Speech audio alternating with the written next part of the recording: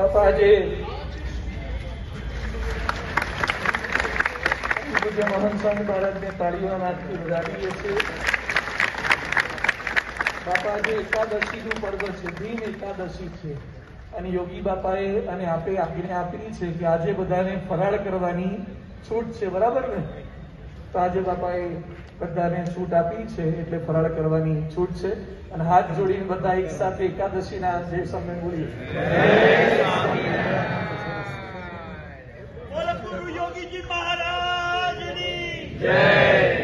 આપણે શાંતિ રાખીએ બધા સમય.